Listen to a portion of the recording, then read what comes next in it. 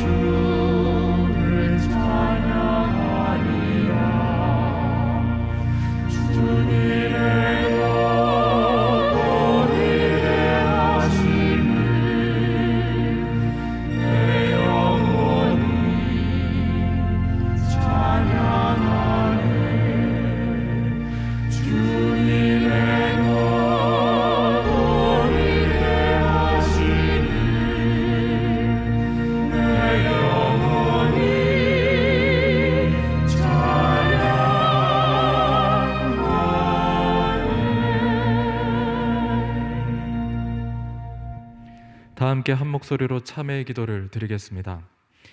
은혜가 풍성하신 하나님 아버지, 지난 반년 동안도 하나님의 은혜로 살았습니다. 저희들은 잠시라도 하나님을 떠나서는 살 수 없는 존재이건만 돌아보니 주님을 멀리 했던 시간들이 너무나도 많았습니다.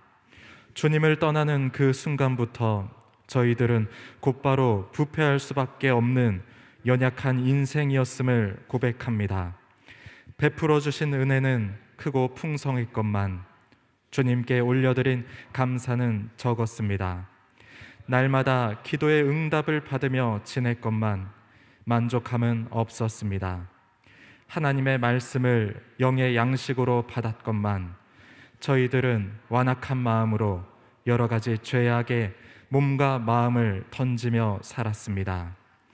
육신적인 작은 성취에 자만하며 하나님께 영광을 돌리지도 않았습니다. 오히려 하나님 없이는 살 수 있겠노라는 허망한 생각에 사로잡히기도 했습니다. 주여, 저희 안에 있는 이 영적인 교만과 불신앙을 용서해 주옵소서.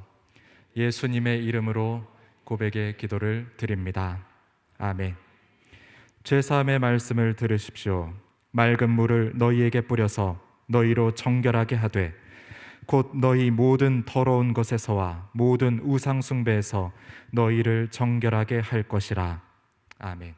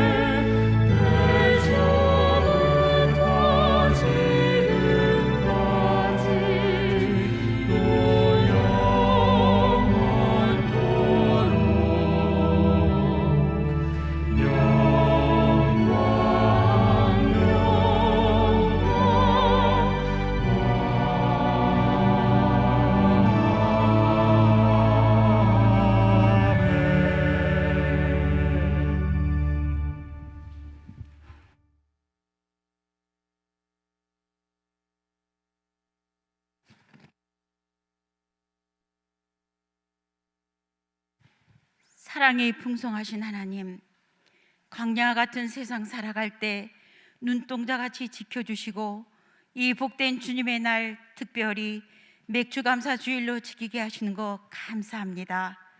작년에 이어 올해도 코로나로 어려움이 많았지만 건강 지켜주시고 주님의 크신 은혜 속에 살게 하시는 것 온 마음 다해 감사드립니다. 우리에게 생명 주시고 또한 구원받은 자로 살게 하시며 날마다 일용할 양식 주시고 살아가는 데 필요한 모든 것 때마다 일마다 채워주셔서 감사합니다. 지난 반년의 모든 시간이 걸어왔던 순간들이 당연한 것이 아니고 주님의 놀라우신 은혜와 사랑임을 고백합니다. 항상 기뻐하라, 쉬지 말고 기도하라, 범사에 감사하라 하신 주님의 뜻을 이루어가는 저희 모두가 되게 해 주시옵소서. 주님, 오늘날 우리가 사는 시대는 영적으로도 또 경제 환경적으로도 흉년의 위협에 있습니다. 이 흉년 앞에서 말씀이, 찬송이, 기도가 메마르지 않게 하시고 오히려 은혜의 더 깊은 바다로 항해할 수 있는 기회가 되게 인도해 주시옵소서. 처한 환경이 너무나 힘든 성도들, 특별히 경제적으로 어려운 가정과 육신이 연약한 지체들, 병마와 싸우고 있는 성도들, 주님의 크신 위로와 치료하심을 체험하고 함께 하신 주님께 감사와 영광 돌리며 간증할 수 있게 해 주시옵소서. 주님, 이 나라를 기억하여 주셔서 정치, 경제, 사회적으로 모든 분야에서 질서를 찾게 하시고 또한 우리의 가정과 일터가 주 안에서 바로 설 수 있도록 붙들어 주시옵소서. 그리고 청암재단이 감사의 공동체가 되어 서로 사랑과 감사로 격려하는 힘 있는 교회가 되게 하시고 말씀과 성령, 은혜가 충만함으로 더 큰 영적 성장과 부흥을 이루어가게 주시옵소서. 이 시간 각자의 처소에서 영상으로 예배를 드리는 성도들 동일한 은혜 허락하여 주시옵고, 목사님 말씀 선포하실 때 그 말씀이 우리 마음 중심에 세워져 말씀 따라 삶으로 이 한 주도 하나님의 손길을 체험하는 청한 성도들 되게 주시옵소서. 이 예배 주님 홀로 영광 받으시길 원하오며 예수 그리스도 이름으로 기도합니다. 아멘.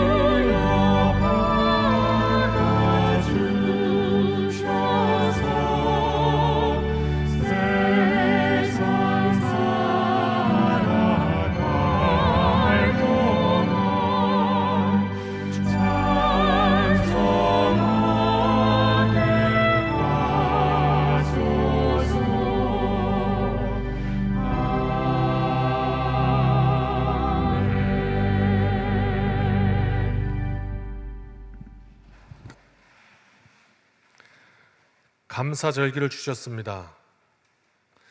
우리 안에 마땅히 드려야 할 감사를 다시 한번 하나님 앞에 기억하는 절기를 주셨고, 그래서 예배의 자리로 나오게 하신 그 은혜에 감사드립니다. 또 물질에 우리의 마음과 중심을 담아 하나님 앞에 이 시간 예물을 드립니다. 하나님께서 기뻐하시고 또 그 위에 하늘의 복을 주시는 우리의 드림이 되기를 원합니다. 함께하여 주시고, 드림으로 우리의 믿음이 또 더 성장케 하시고, 드림으로 우리의 감사의 제목이 더 풍성케 하시고, 그로 말미암아 감사 위에 감사로 계속하여 더 좋은 하나님 앞에서의 강건한 삶을 살아갈 수 있도록 은혜 베풀어 주시옵소서. 오늘도 함께 하심을 믿고 감사드리며 예수님의 이름으로 기도드립니다. 아멘.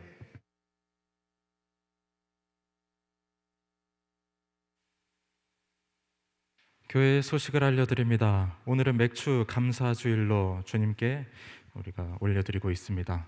우리 전심으로 감사를 표현하면서 향기로운 예물로 주님 앞에 올려드리길 원합니다. 정교인 사도행전 2000독 읽기가 시작됩니다. 7월 11일부터 9월 12일까지 2달 동안 2000독, 사도행전 2000독 읽기를 하게 되고요. 1층 로비에서 소책자를 판매합니다. 한 권에 2,000원이 되고요.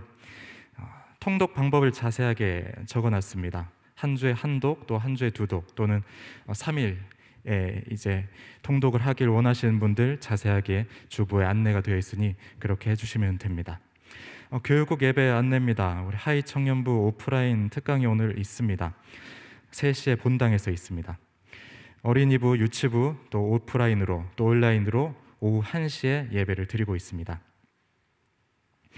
유치부 여름 성경학교가 7월 18일, 24일, 25일 세 차례에 나눠서 예배를 드립니다. 오프라인으로 예배를 드리게 되고요. 유치부 어린이들을 자녀로 두신 분들은 또 많이 참석을 바랍니다. 어린이부 여름 성경학교가 있습니다. 8월 달에 있습니다. 8월 15일, 21일, 20일 마찬가지로 세 차례에 걸쳐서 이제 진행이 됩니다. 온오프라인 병행해서 진행을 하게 되고요. 회비는 10,000원을 받습니다. 결혼 소식이 있습니다. 정혜원 군과 한슬기 양 7월 10일 오후 2시에 대구에서 결혼을 하게 됩니다. 축하드립니다. 교우 소식이 있습니다. 손승봉 권사님 지난 25일 소천하셨습니다. 장기영 권사님 지난 2일 소천하셨습니다. 유가족들에게 주님의 위로의 은혜가 가득하길 원합니다. 모임이 있습니다. 총 여선교회 원래가 3부 예배 후에 본당에서 있습니다. 오늘 우리에게 주시는 하나님의 말씀은 사도행전 21장 27절로 40절까지의 말씀입니다. 하나님의 말씀을 경외하는 마음으로 다 함께 일어나 말씀을 받겠습니다. 그 이래가 거의 참에 아시아로부터 온 유대인들이 성전에서 바울을 보고 모든 무리를 충동하여 그를 붙들고 외치되 이스라엘 사람들아 도우라. 이 사람은 각처에서 우리 백성과 율법과 이곳을 비방하여 모든 사람을 가르치는 그자인데 또 헬라인을 데리고 성전에 들어가서 이 거룩한 곳을 더럽혔다 하니 이는 그들이 전에 에베소 사람 드로비모가 바울과 함께 시내에 있음을 보고 바울이 그를 성전에 데리고 들어간 줄로 생각함이러라. 온 성이 소동하여 백성이 달려와 모여 바울을 잡아 성전 밖으로 끌고 나가니 문들이 곧 닫히더라. 그들이 그를 죽이려 할 때 온 예루살렘이 요란하다는 소문이 군대의 천부장에게 들리매 그가 급히 군인들과 백부장들을 거느리고 달려 내려가니 그들이 천부장과 군인들을 보고 바울 치기를 그치는지라. 이에 천부장이 가까이 가서 바울을 잡아 두 쇠사슬로 결박하라 명하고 그가 누구이며 그가 무슨 일을 하였느냐 물으니 무리 가운데서 어떤 이는 이런 말로 어떤 이는 저런 말로 소리치거늘 천부장이 소동으로 말미암아 진상을 알 수 없어 그를 영내로 데려가라 명하니라. 바울이 층대에 이를 때 무리의 폭행으로 말미암아 군사들에게 들려가니 이는 백성의 무리가 그를 없이하자고 외치며 따라가밀어라. 바울을 데리고 영내로 들어가려 할 그때 바울이 천부장에게 이르되 내가 당신에게 말할 수 있느냐 이르되 내가 헬라 말을 아느냐. 그러면 내가 이전에 소요를 일으켜 자객 4,000명을 거느리고 광야로 가던 애굽인이 아니냐.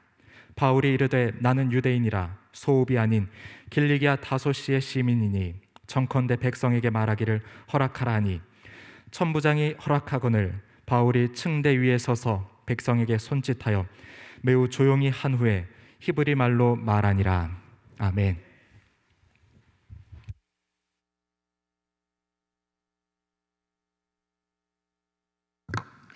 할렐루야. 우리 앞뒷분 인사할까요? 주님의 날입니다. 축복합니다. 잘 오셨습니다.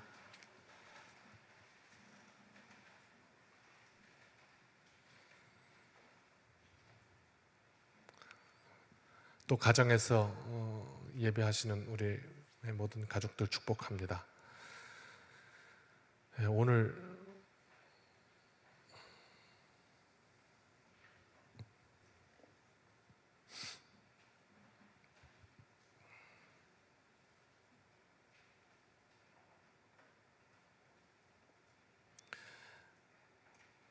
말씀을 함께 보는데 감사절기를 주셨습니다. 그래서 먼저 광고 하나부터 드릴까요?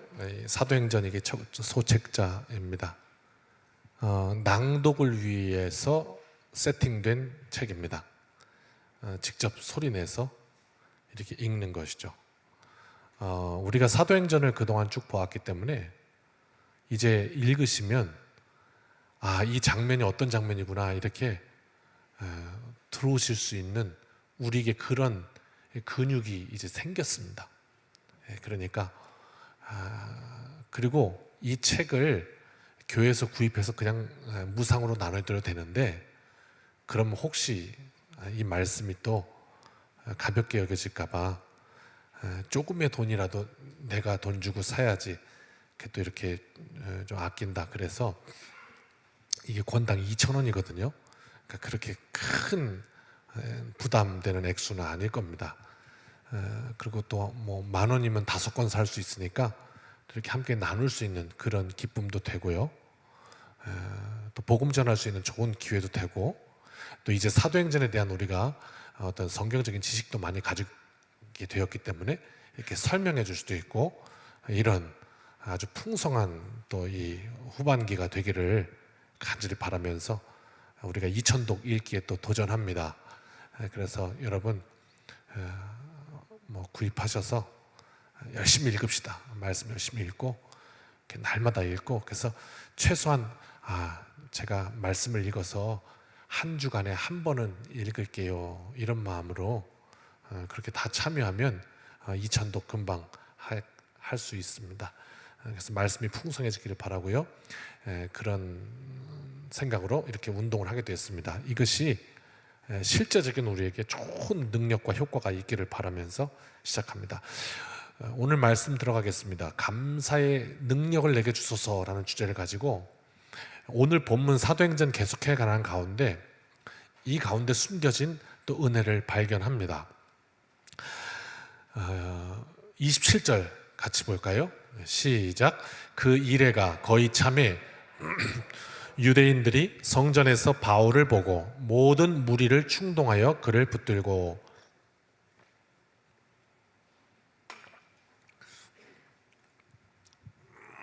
오늘 감사에 대해서 할 건데, 여러분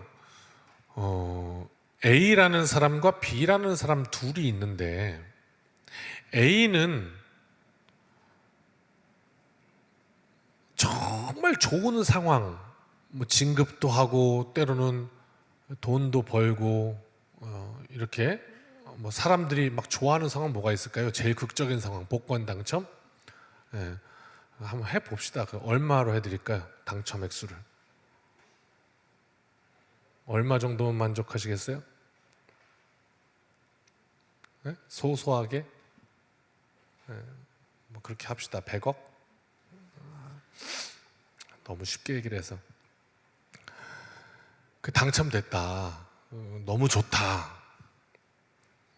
그랬더니 A가 정말 좋아할 줄 알았더니 뭐라고 하냐면, 2장을 샀어야 되는데, 2장을 샀어야 200억인데 그냥 한 장 사가지고 망했대요. 한 장 사서 망했대요. 이런, 무슨 얘기를 하고 싶은 거냐면, 횡재를 했는데도 불구하고, 이제 큰 은혜를 받았음에도 불구하고 여전히 원망과 불평을 하고 있는, 잘못된 일을 생각하고 있는 이런 인생이 A라고 한다면, B라는 인생은 정말 어려운데 그 어려운 상황 가운데서도 하나님 앞에 감사합니다. 이 어려움을 겪고 나니까 또 이런 은혜를 주시네요. 참 감사합니다. 이런 인생이 있더란 말이죠. 아무리 좋은 걸 줘도, 선물해도 옆집 누구는 더 좋은 거 받았던데 이렇게 불평하는 이가 있는가 하면, 작은 것에도 웃음을 잃지 않고 그런 이가 있다면, 여러분은 A가 되고 싶습니까? B가 되고 싶습니까? 또 여러분은 A와 만나고 싶습니까? B와 만나고 싶습니까? 답할. 그래서 알게 된 사실이 뭐냐면, 감사는 어떤 사건을 통해서 내게 와진 그 상황으로 말미암아 일어나는 결과물이 아니구나라는 것을 알게 된 거죠. 감사는, 왜냐하면 아무리 좋은 일이 일어나도 A는 여전히 불평할 것이기 때문에, 아무리 어려운 상황이 일어나도 B는 감사할 것이기 때문에, 그래서 감사라는 것은 어떤 상황의 결과로 주어지는 것이 아니구나, 내게도 큰 좋은 일이 일어나면 그때 감사할 수 있겠구나라는 게 아니구나라는 걸 아는 거예요. 그게 아니라, 감사는 감사할 줄 아는 능력이 있어야 감사하는 거구나, 이것을 확인하면서, 그렇다면 오늘 주 안에 붙들렸던 이 바울이 하나님 앞에 어떻게 걸어가면서 그의 삶을 기쁨과 감사로, 보니까 오늘 우리 장로님 기도해 주셨는데, 항상 기뻐하라, 쉬지 말고 기도하라, 범사에 감사하라. 기가 막힌 말씀 아니에요. 어떻게 항상 기뻐할 수 있느냐? 있다는 거죠. 기뻐하는 이는 기뻐해요. 안 기뻐하는 이는 아무리 좋은 일이 일어났어도 그래요. 자, 쉬지 말고 기도하라. 그럼 왜 기도하라 하셨을까? 감사는 능력이기 때문에 구해야 하는 것이죠. 범사에 감사하라, 이건 뭘까요? 그 감사할 수 있는 심령이 감사하는 거니까 감사로 자신의 삶을 계속 채워가면 어떻게 되겠어요? 어떤 상황이든지 불평하는 인생,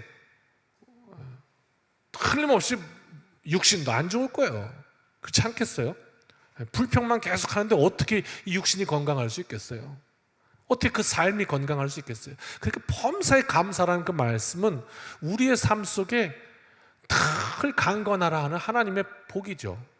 하나님의 복. 그것을 말씀하셨다. 그렇게 볼 수 있겠습니다. 자, 바울이 그렇다면 그의 상황을 보면 감사할 수 있을 만한 상황은 아니거든요. 우리가 지금 보았다시피. 그러나 그의 삶의 구절마다 나는 족하다 내 은혜가, 이렇게 고백하고 있고. 자, 오늘 말씀 들어가서 한번 살펴봅시다. 그 이래가 거의 찼다. 우리가 말씀을 이해해야 더 깊이 들어갈 수 있으니까 이해하는 거니까 한번 성경에 관심을 가지고 저게 어떤 말씀일까 같이 한번 가봅시다.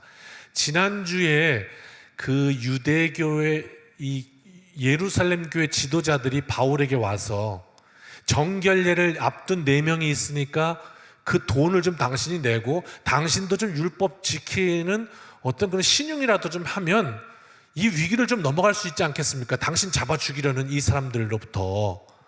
그러니까 쇼라도 좀 해봅시다라는 말에, 여러분, 바울이 그 말에 동의하겠습니까? 동의가 안 될 사람이거든요.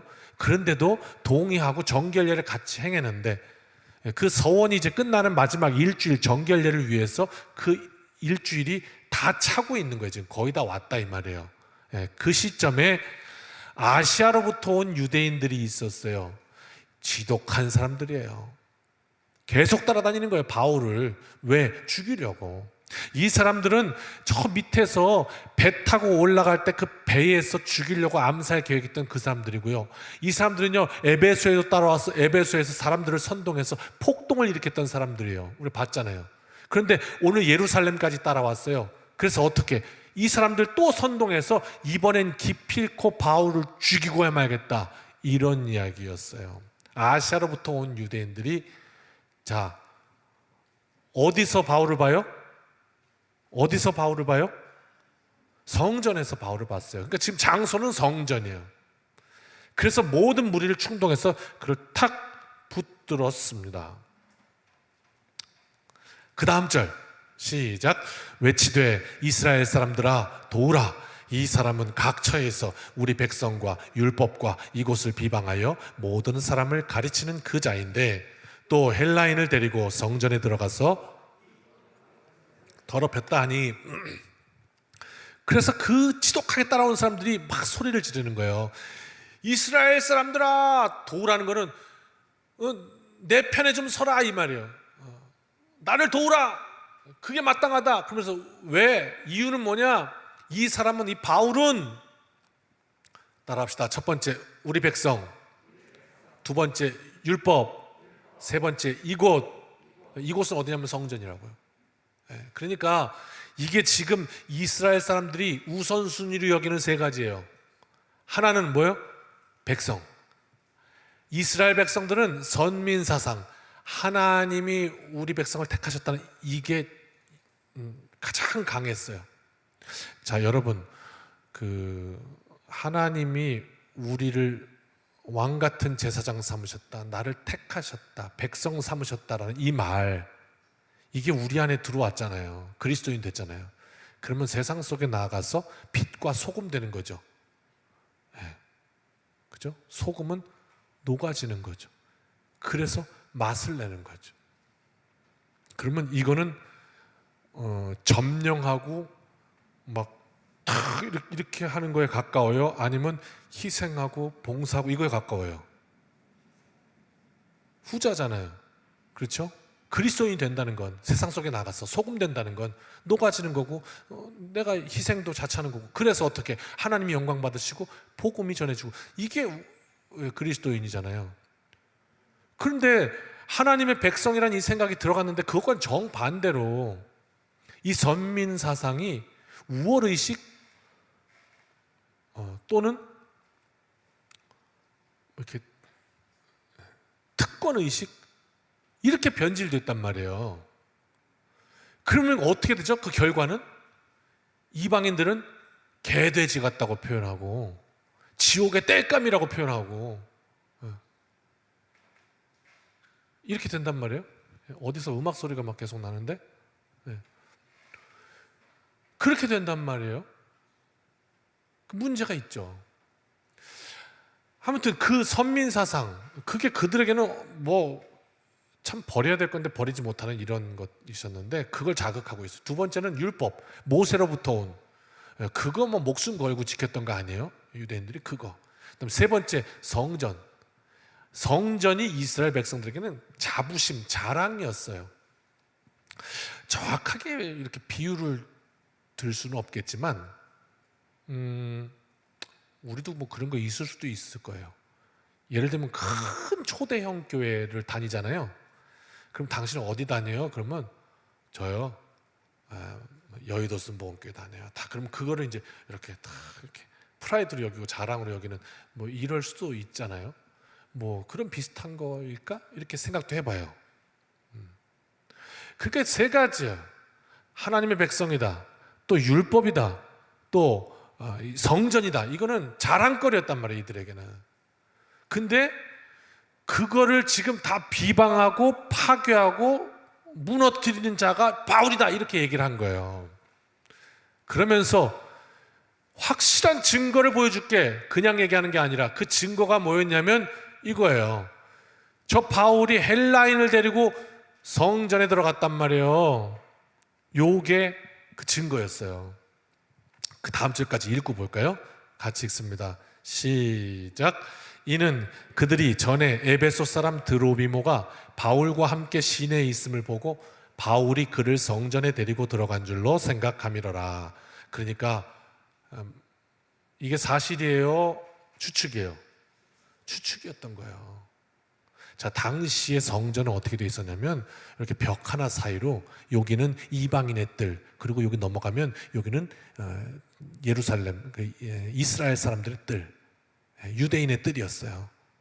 그래서 이방인도 성전에 이방인의 뜰까지는 나갈 수 있었는데 이 벽을 넘으면 안 됐어요. 법의 벽을 넘으면 사형이었어요. 그리고 그 법은 로마인이 들어왔을지라도 집행할 정도로 강력했어요. 그들에게는 목숨과도 같은 것이었죠. 자, 그런데 바울이 지금 들어가면 안 되는 그 헬라인을 데리고 드로비모를 데리고 들어갔다는 거예요. 그래서 어떻게 하나님의 백성과 율법과 성전을 모독하고 비방한다는 거예요. 이게 논리가 이거예요. 지금 이 아시아로부터 따라온 사람들이 선동하는 이 논리가 그건데, 그런데 사실이에요, 아니에요? 아니란 말이죠. 이게요, 여러분, 누군가를 모함하고 몰아갈 때 이 사람은요, 우리를 자신하면 안 돼요. 왜냐하면 우리는 그렇게 선동되고 그렇게 막 이렇게 잘못된 것에 끌려갈 수 있는 존재예요. 그러므로 늘 조심하고 기도해야 하죠. 이런 얘기예요. 바울이 이스라엘 사람들의 뜰로 내가 드로비모를 데리고 가는 걸 봤습니다. 그러면서 옆 사람에게 얘기하는 거예요. 너 어저께 간성역 앞에서 바울이랑 드로비모랑 같이 있는 거 봤지? 근데 봤지. 근데 거긴 간성역이지 성전이 아니지 않습니까? 시내에서 봤다는 거예요. 바울이랑 함께 있는 거를. 그건 시내지. 그랬기 때문에 바울이 성전도 넘었을 거라고 생각하는 거예요. 그럼 역으로 논리를 따지면 바울이 그 드로비모를 데리고 사형에 처하게 되는 그 뜰을 밟아야 될 이유가 뭐가 있냐고요. 아니, 바울이 우리가 본 대로 그렇게 뭐 객기를 좋아하거나 뭐 좀 탈선하고 싶어하거나 뭐 이런 사람은 아니잖아요. 전혀 넘을 이유가 없단 말이죠. 복음을 위해서 온전히 드린 바울이 없는 걸 있다고 있는 걸 없다고 이런단 말이에요. 참 요즘 시대에 우리 그리스도인들도 이런 일을 이제 많이 당할 수 있죠. 그죠? 예전에 비해서 SNS가 막 되면서 안 한 거를 했다 그러고 한 거를 안 했다 그러고 막 모함도 받고, 그래서 뭐 연예인들은 막 그 악플에 시달려서 그냥 목숨을 끊.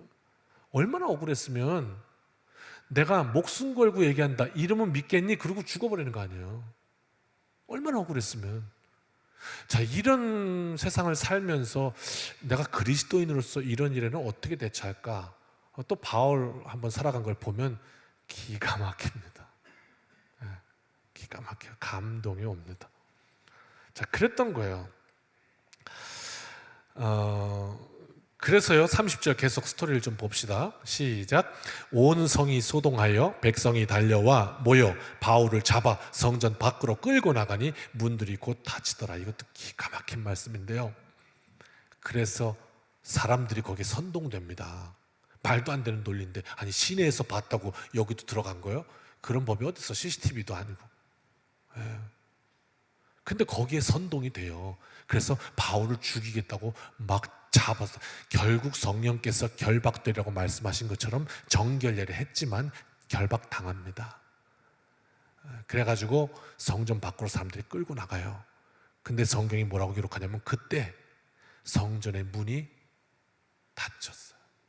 성전에서 바울을 끌고 나갔고, 끌고 나가는 순간 성전 문이 확 그리고 닫혔어. 철문이 닫혔어요. 이 상황이 뭘까요? 유대 역사가들의 이 역사 진술을 보면요, 군중들이 바울을 잡아가지고 성전에서 끌고 나갈 때 문을 닫은 이유는 뭐냐면, 틀림없이 저 바울은 지금 보니까 100% 나가면 매 맞고 돌 맞아서 죽는다 이거예요. 그러면 피 철철 흘리고 만신창이가 돼서 죽어갈 건데, 혹시 그 바울이 성전 안으로 기어들어올까 봐, 피 흘리고 맞아 죽으면서 나 좀 살려달라고 기어들어올까 봐 성전으로, 그러면 성전에다가 피 흘리면 그 성전이 더러워질까 봐, 그래서 죽는다고 확신하고 성전 문을 닫은 거래요. 그렇게 진술되어 있어요. 자, 그러면 끌려나가는 바울 입장에서는 어땠을까요? 그걸 몰랐을까? 알 거 아니에요. 문이 쾅 닫힐 때. 그런 상황이 되는 거예요. 여러분, 집에서 그 어린 자녀를 교육할 때요, 잘 몰라서 실수하신 분도 계실 거고, 뭐 실수 안 하신 분도 계실 거고 하지만은, 저도 이제 너무 어린 나이에 장가를 가다 보니까 20대 뭐 중반이 되기 전에 이제 24세, 25세 이제 6세 아빠가 되니까 잘 이제 모르는 거죠. 20대니까. 그래서 실수한 적도 있는 것 같아요. 뭐냐면, 아이가 이제 말 안 듣고 뭐 이러면 그냥 용서하십시오. 지금은 절대 안 그래요. 미안합니다. 그 아이를 나가 그러고서는요, 문을 쾅 닫아버린다. 집 밖으로 내보내고 문을 닫아버린단 말이에요. 혹시 그런 실수 하신 적 있어요? 아니, 저만 죽일 놈이군요. 그런데 그거를 알려주더라고요. 절대 그러면 안 된다. 그 이유가 뭐냐면, 그 자녀가, 아이가 성장하면서 이 온 세상이 나를 거절하고 거부해도 마지막 최후의 보루 나를 받아줄 곳은 있어야 되는 거예요.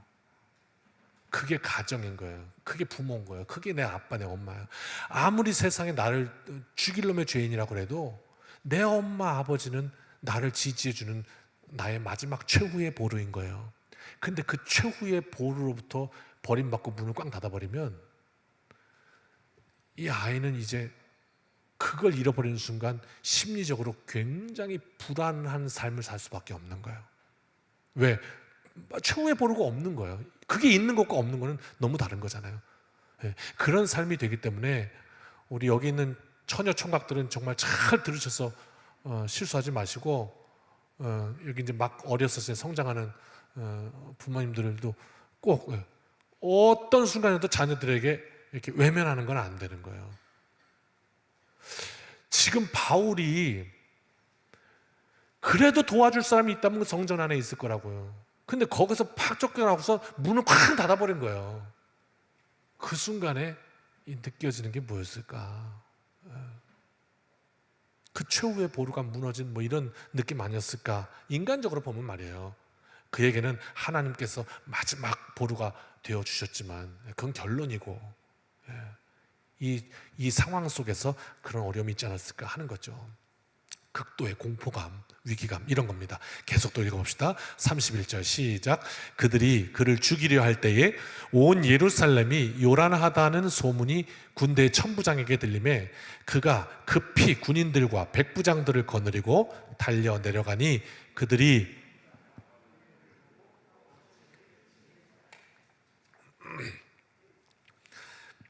지금 성전 앞에서 큰일 났다는 제보가 천부장에게 들어왔어요. 천부장은 당시 1000명을 다스리는 군대의 수장이죠. 760의 보병과 240의 기병으로 구성되어 있는 천부장이었는데, 이게 있잖아요, 군대에도요 연대장, 대령급 되면 이제 연대장이잖아요. 그런데 아마 그 연대장의 파워가 이렇게 큰 부대가 있는 곳의 연대장과 저 시골에 이제 섬 같은 데 있는 연대장과는 파워가 좀 다르죠. 이렇게 좀 동의되시면, 어떻게 군대 안 다녀오신 우리 건강희 권사님만 동의를 하시고, 다녀오신 남자분들은 저 연평도, 뭐 백령도 이런 데 있는 연대장과 도시에 있는 수없이 많은 연대 중에 하나인 연대장과는 다르죠. 파워가 달라요. 당시에도 이 천부장이 있지만은 예루살렘에 있던 천부장이 막강한 권세가 있었다. 왜? 거기가 식민지였기 때문에 식민지를 통치하는 그 가운데 천부장은 막강했다, 이렇게 기록되어 있거든요. 그 다음에 예루살렘에 이 지금 바울이 올라간 당시가 오순절이었거든요. 지금도요, 뭐 나라를 불문하고 중국 난리도 아니죠. 그 중국에 그 큰 명절이 있을 때 이동할 때 말이에요. 그죠? 그러면 막 소란스럽고 큰일 날 수도 있습니다. 위험할 수도 있잖아요. 뭐 우리도 명절에 뭐 난리도 아니죠. 마찬가지로 여기도 이스라엘의 지금 예루살렘의 오순절 기간이었기 때문에 소요나 폭동이 일어날 수 있는 것을 충분히 감지하고 천부장이 5분 대기조하던 상황이었던 거예요. 언제나 사건이 일어날 수 있으면, 그런 상황에서 제보가 들리니까 바로 출동한 것이죠. 그리고 출동했더니 사람들이 바울을 때려 죽이려고 그러다가 32절 끝에 보니까 멈췄어요. 왜 멈췄냐? 그렇잖아요. 대한민국 사람 때릴 수 있어요? 없죠. 안 되죠. 범죄죠. 그런데 때려. 그러다 경찰이 왔어요. 우리 경찰 분이 우리 교회 몇 분 계신데, 그러다 경찰차가 딱 왔어요. 그러면 계속 때려요? 멈춰요? 그런 상황이에요. 출동. 왜? 당시 로마의 식민지였기 때문에 로마의 당국의 허락이 없이는, 허가를 받지 않고는 사형을 집행할 수가 없어요. 그러니까 바울을 이렇게 때리다 바울이 죽으면 이 사람들이 불법인 거예요. 불법을 행하다가 군대가 왔으니까 멈춘 거죠. 이런 상황입니다. 33절 계속 봅니다. 이에 천부장이 가까이 가서 바울을 잡아 두 쇠사슬로 결박하라 명하고 그가 누구이며 그가 무슨 일을 하였느냐 물으니, 그래서 천부장이 갔어요. 바울을 잡았어요. 두 쇠사슬은 지금 수갑처럼 한 사람은 죄인을 묶고 한 사람은 자기를 묶어서 못 도망가게 하는 장치였는데, 그 자료에 의하면 그 당시 두 쇠사슬을 묶는 거는 정말 중한 범죄자라는 뜻이었어요. 그러니까 이 바울을 중대한 범죄자로 탁 이렇게 하면서 사람들을 이제 근접하지 못하게 이렇게 막아 세운 것이죠. 그리고 재밌는 건 중대한 범죄자로 묶어놓고서 죄 몫을 몰라요. 그래갖고 넌 누구냐? 누군지도 몰라. 넌 누구냐? 그리고 도대체 무슨 죄를 졌냐? 이걸 물어보는 거죠. 그랬더니 34절에요. 같이 읽습니다. 무리 가운데서 어떤 이는 이런 말로 어떤 이는 저런 말로 소리치거늘 천부장이 소동으로 말미암아 진상을 알 수 없어 그를 영내로 데려가라 명하니라. 모르겠다, 구치소로 그냥 데려가라. 왜? 물어보니까 이 사람 저 사람 하는 말이 막 다 다르고 횡설수설, 진상을 도대체 어떻게 이러는지 알 수가 없어, 가라, 판단 불가. 그랬어요. 그랬더니 35절에 바울이 층대에 이를 때에 무리의 폭행으로 말미암아 군사들에게 들려가니 이는 백성의 무리가 그를 없이 하자고 외치며 따라가미러라. 성전이 이렇게 있어요. 그럼 제가 이렇게 가로로 보여드릴게요. 그러면 이 뒤에 양문이 있거든요. 그 양문 옆에 나가는 문이 또 있고, 거기서부터 이 성전 밖으로는 요새가 있어요. 안토니오 요새예요. 그 이름은. 그 요새로 올라가는 이렇게 계단이 있었어요. 거기에 이제 천부장과 이 수비대들이 있는 것이죠. 그 계단으로 이제 구치소로, 영내로 이제 끌고 가는 거예요. 그런데 사람들이 죽이겠다고 막 잡아가지고 안 된다고, 저놈은 여기서 죽여야 된다고 막 그러고 달려드니까 군인들이 바울을 이렇게 들어갔고 높이 들어갔고 이러고 이제 층계로 올라갔다, 이런 기사예요. 그렇게 되었습니다. 37절 같이요. 바울을 데리고 영내로 들어가려 할 그때에 바울이 천부장에게 이르되 내가 당신에게 말할 수 있느냐, 이르되 내가 헬라 말을 아느냐. 그래서 바울을 데리고 이제 영내에 집어넣으려고 하는데 바울이 천부장에게 말을 겁니다. 제가 한 말씀 드려도 되겠습니까? 그런데 그 말이 헬라 말이었던 거예요. 당시에 이렇게 히브리 말도 하고 헬라 말도 하고 그리스 말도 하고 이렇게 양쪽 언어를 하는 사람이 극히 없었습니다. 근데 바울은 당연히 하겠죠. 이방인을 위해 부름받은 사도로, 선교사인데 선교사가 그 지역 가서 그 지역 언어를 못 하겠습니까? 유창하게 하는 것이죠. 그래서 헬라 말로 그렇게 말하니까 아니 당신 헬라 말 할 줄 아십니까? 이제 이렇게 얘기했던 거죠.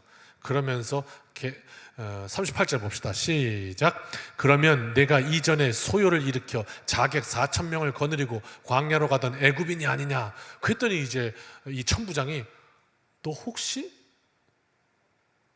그 애굽인 아니야?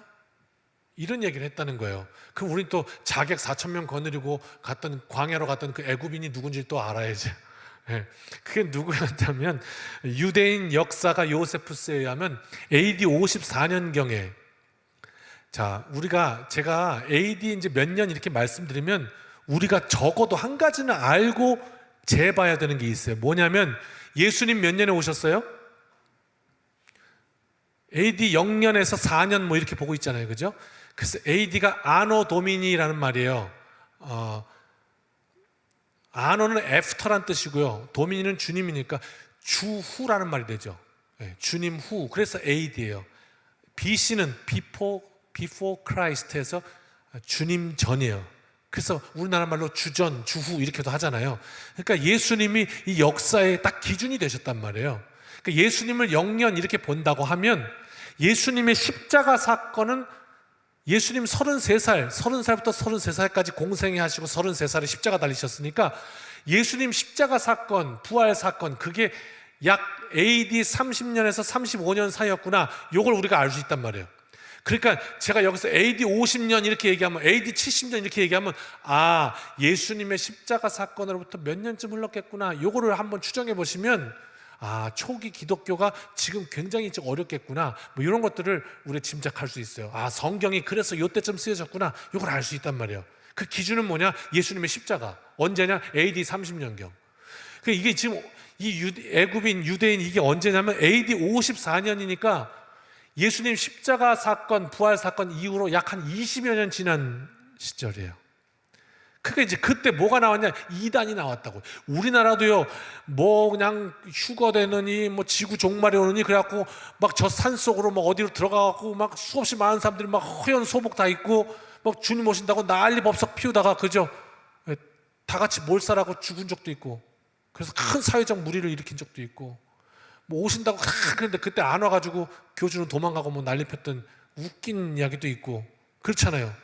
마찬가지로 그 당시에도 애굽에서 거짓 선지자가 하나 나와가지고 백성들을 선동했는데 얼마가 선동이 되냐면 3만 명이 홀딱 넘어갔대요. 그 당시 3만 명이면 인구 비례하면 어마어마하게 많은 거예요. 지금 30만 이상이에요. 그게 다 어디로 갔냐? 감람산으로 다 올라가 버렸어요. 그 인원들이. 감람산에 칩거하면서 그 사람이 어떻게 거짓 예언을 했냐면 이제 곧 무너진단 말이야. 예루살렘 성벽이 무너진다. 그러면 그 찬스 때 우리가 올라가서 로마를 무찌르고 우리가 점령하면 그때 우리의 시대가 온다. 이래가지고 3만 명이 홀딱 넘어간 거예요. 그 감람산에 산속으로 올라가서 다 집거하고 있었던 거예요. 그랬던 그 사건이, 이 반란이 로마 총독 벨릭스가 AD 52에서 58년 사이에 심무했는데 그 사이에 일어난 사건이 이제 54년이니까 이 총독 벨릭스에 의해서 진압됩니다. 결국 올라가가지고 그 산에서 다 진압시켜버려요. 네. 그때 그 사건을 주동했던 그 애굽인 선지자가 자취도 모르고 도망가 봅니다. 도주를 해요. 그래서 오늘까지도 그가 누군지 몰라요. 도주해가지고. 그런 사건이 걸쭉하게 있었단 말이에요. 그러니까 오늘 지금 이 천부장이 헬라말을 훅 하는 이걸 보고 깜짝 놀란 거예요. 그래서 뭐라고 그러냐면, 혹시 그놈 아니야? 그 유명한 그놈 아니야? 애굽인 그 거짓 선지자, 그 3만 명 졌다 폈다 했던 그놈 같은데? 그래서 네가 그 사람 아니냐? 이렇게 물었던 거예요. 이런 장면이고요. 그랬더니 39절에 바울이 이렇게 얘기합니다. 같이요. 바울이 이르되 나는 유대인이라 소읍이 아닌 길리기아 다소시의 시민이니 청컨대 백성에게 말하기를 허락하라 하니 천부장이 허락하거늘 층대 위에 서서 백성에게 손짓하여 매우 조용히 한 후에 히브리 말로 말하니라. 이제 백성들에게 히브리 말로 말해. 바울이 말합니다. 아니요, 저는 애굽 사람이 아니에요. 저는 유대인입니다. 그리고 이제 뒤에 소읍이라는 건 시골 출신 아니란 얘기예요. 작은 도시가 아니고 소읍이 아니고 나는 다소시의 시민입니다. 뭐 이런 얘기거든요. 저는요 시골 사람 아니고요 서울 사람이에요. 뭐 이런 얘기인데 어떤 그런 뭐 선입견 같은 거 있었겠죠. 그게 이제 천부장이 보기에도 나를 무시 못하도록 뭐 이런 뉘앙스가 있습니다. 나 다소시 시민요. 그럼 말 좀 한마디 합시다. 이렇게 얘기한 거예요. 그랬더니 천부장이 허락을 했어요. 그리고 바울이 섰어요. 그럼 지금 바울은 뭐 해야 될 시간이냐면 이런 거 해야 될 시간이에요. 여러분 잘 들으세요. 선동돼가지고 지금 혼란스럽게 막 난리들 피고 있는데 분명히 말하지만 제가 드로미모를 시내에서 만난 적은 있습니다. 보신 분도 계실 거예요. 그러나 그를 데리고 유대인의 뜰을 침범한 적은 단언컨대 없었습니다. 왜 말을 만드십니까? 또 제가 율법을 어기는 자라고요? 정결례 하면서 제가 4사람 비용까지 지불하면서 정결례를 마친 사람입니다. 사실이 아니에요. 율법을 내가 행한다고요? 이런 얘기해야 되는 자리에 지금 거기가 나를 변호하고 그런데 뒤에 이제 보시면 알겠지만 너무 다 얘기해버리면 다음 주 다다음 주 재미없으니까 거기 서가지고 뭐라고 그러냐면 복음 전해요. 자기에 대한 이야기 하나 없어요. 복음 전한다니까요.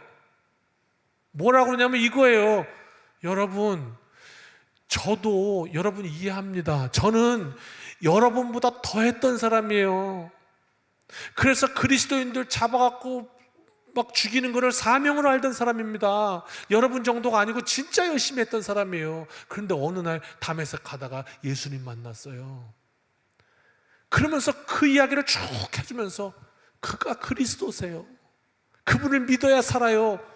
복음을 전하는 거예요. 그 자리에서. 이것이 이제 오늘 말씀의 제목, 오늘까지예요. 초반부에 말씀드렸습니다만 감사는 상황의 결과를 하는 게 아니라고. 감사는 능력이라고. 바울에게 어떤 능력이 있었는가? 그래서 그의 상황은 무엇이었는가를 3가지를 오늘 말씀 속에서 발견하고 다시 한번 정리를 해드릴게요. 그리고 확증하고 결단하고 우리가 이문 나갔으면 좋겠어요. 첫 번째는요, 한번 따라 하실까요? 끈질긴 공격. 27절이에요. 아시아로부터 따라와요. 복음 가지고 살면요 사단이 가만히 있지 않아요. 그럼 내 삶 속에 아무 일도 없는데 그러면 내 삶을 한번 돌아봐야 돼요. 영적인 전쟁이기 때문에 하나님의 복음 품고 살아가려고 하면 반드시 저항에 부딪히게 되어 있어요. 내 본성과 거스른 일이고 언제나 내가 인내해야 되는 일이고 뭘 해도 내가 그리스도인인데 참 진짜 여기서도 또 내가 참아야 된단 말인가. 그래도 또 능력 주셔서 지난주 말씀했잖아요. 그래요. 참 끈질겨요. 복음의 역사를 위해서 수많은 환난과 어려움 가운데 오뚜기처럼 그래 또 일어나고 했던 바울인데 끝까지 따라옵니다. 우리의 생명이 붙어있는 한 사단의 역사도 멈추지 않습니다. 그걸 우리가 알아야 감사의 능력을 확보할 수 있단 말입니다. 어떻게 해요? 혹여 우리가 살다가 복음 때문에, 복음으로 인해서 내 삶 속에 어려움이 왔다. 만약 그런다면 참 어렵다. 근데 내가 참아야 되는구나. 왜? 이유를 물어보니까 넌 그리스도인잖아. 그 이유 때문이라면, 그래서 내가 그 어려움을 받아들여야 하는 상황이라면 그때 우리는 어떻게 감사할 수 있을까요? 바로 그 사실로 인해서 내가 따라합시다. 그리스도에게 속한 자구나. 다시 한번 내가 그리스도에게 속한 자구나. 그걸 확인하는 자리가 그 자리 아니에요. 그렇죠? 내가 어려움이 왔다. 근데 왜 왔는가? 내가 예수 믿기 때문이구나. 내가 그리스도에게 속한 자구나. 그거 확인하는 자리예요. 그래서 감사하는 것이죠. 기뻐하고 감사하는 것. 두 번째로는요, 따라합시다. 황당한 위증. 예수 믿으며 살다 보니까 이런 일도 경험해요. 왜? 사단이 참소하거든요. 이런 경험을 많이 합니다. SNS 시대에 더욱 그렇습니다. 황당한 위증, 바울과 같이 모함을 당하기도 합니다. 모함 당해보셨습니까? 없는 건데 있다 하고 있는 건데 없다 하고 했는데 안 했다 그러고 안 했는데 했다 그러고.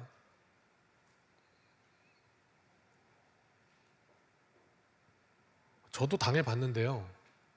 쓰라리더라고요. 진짜 정말 아프더라고요. 그건 아니지. 그건 아니지. 왜? 내가 봤는데. 아니 내가 경험했는데 그거 아니야. 근데 막 그렇다고 할 때 변명할 수도 없어. 변명하면 점점 더 수렁에 빠지는 것 같아요. 그럼 말도 할 수 없고 그냥 다 말 안 하니까 또 그 맞춰보라고 말 못하지 않냐고 막 그러면 그때 얼마나 힘든지 몰라요. 쓰라리고 아픈지 몰라요.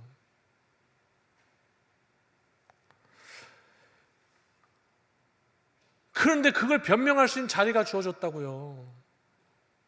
그럼 어떻게? 자료 준비해야지. 증거 준비해야지.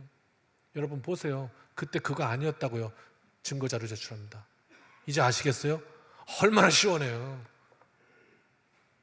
이 가슴 속에 맺힌 응어리는 해결될 거 아니에요. 그런데 이 황당한 위증 가운데 보니까 바울이요, 해명을 안 해요. 그걸 그냥 버렸어요. 자기를 버린 거예요, 그냥. 그럼 뭐 하냐면 복음을 전해요. 이게 능력이구나. 이게 하나님께서 쉬지 말고 기도해서 범사에 감사할 수 있는 능력을 얻으라고 하신, 그래서 항상 기뻐할 수 있는 이게 그 능력이구나 깨닫게 하시는 거예요. 너무너무 어려웠을 텐데. 세 번째, 따라합시다. 극도의 공포감. 다시 한번, 극도의 공포감. 바울에게 왔던 건데 그 예수 믿으면서 복음으로 인해서 그럴 수도 있어요. 언제였죠? 예루살렘 성전에서 끌려나가면서 문이 쾅 닫힐 때 말이에요. 버림받은. 이제 세상에 기댈 곳이 아무것도 없구나.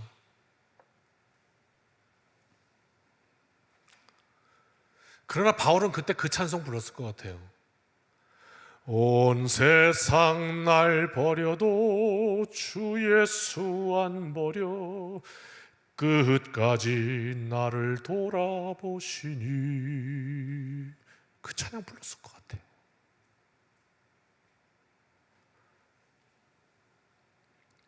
얼마나 기가 막힌 얘기냐면요, 성령께서 너 예루살렘 들어가면 결박과 환란이 기다리고 있다고 말씀하셨어요. 근데 그 일로 인해서 그 뒤에 어떤 일이 일어나는지 아세요? 결박당하는 바람에 바울이 로마로 압송돼서 로마의 복음이 전해져요. 기가 막힌 얘기입니다.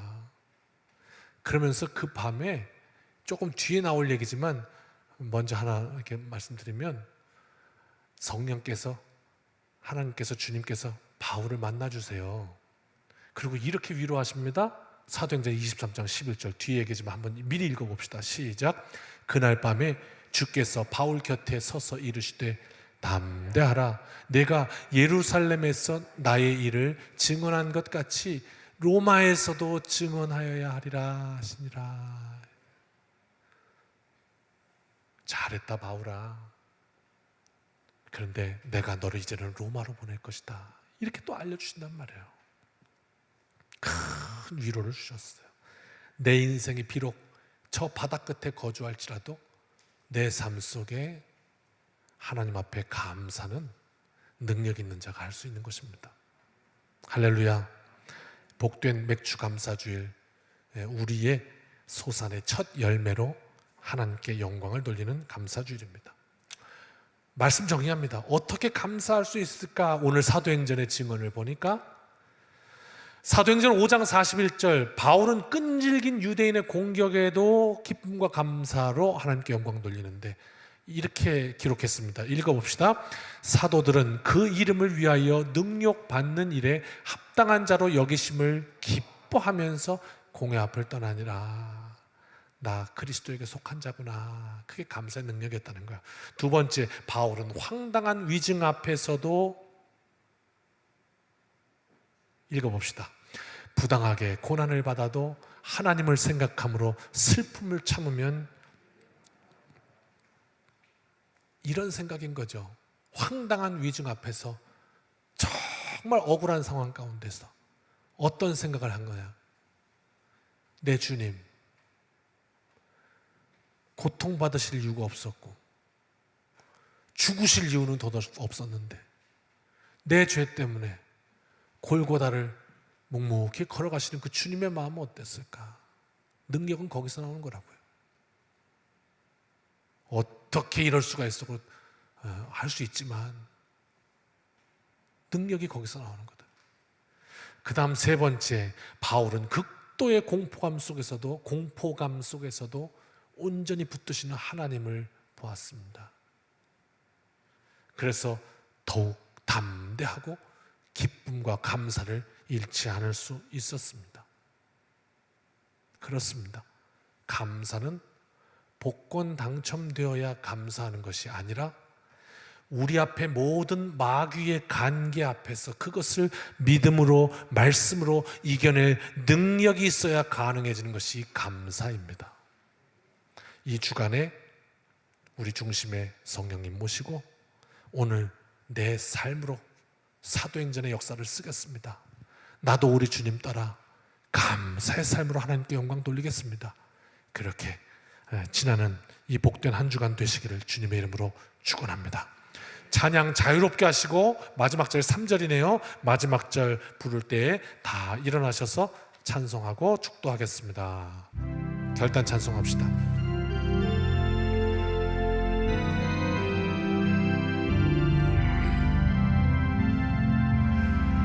주의 곁에 있을 때 마음이 든든하오니 주여 내가 살 동안 인도하여 주소서. 주님 주여 나를 인도하소서. 바른 세상 살 동안 주여 인도하소서.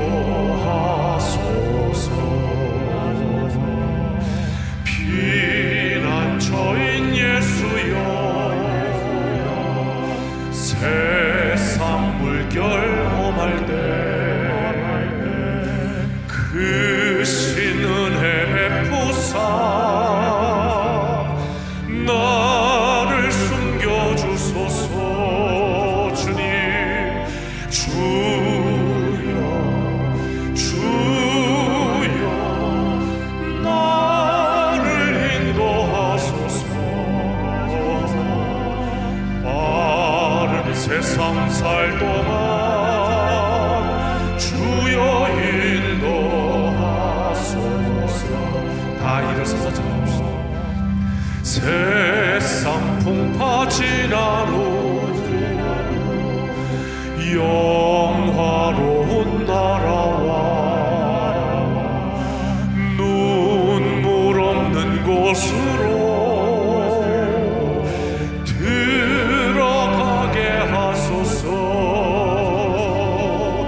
주여 주여 나를 인도하소서.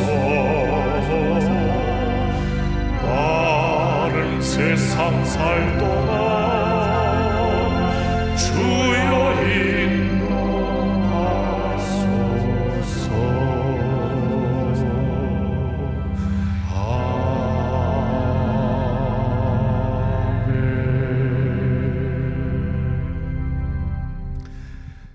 이제는 우리 주 예수 그리스도의 크신 은혜와 아버지 하나님의 무한하신 사랑하심과 성령의 능력 주심이 오늘 다시 한번 감사절을 주셔서 그 감사의 능력을 깨닫고 체험케 하시고 또 결단하고 이 문을 나서게 하셨습니다.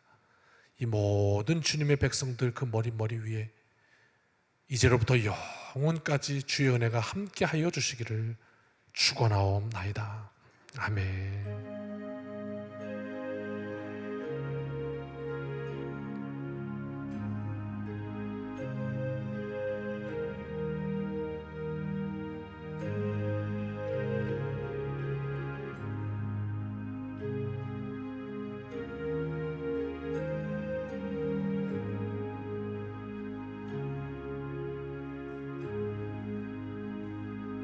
아멘. 사랑하는 성도 여러분, 이 한 주간도 주님의 은혜로 승리합시다. 아멘.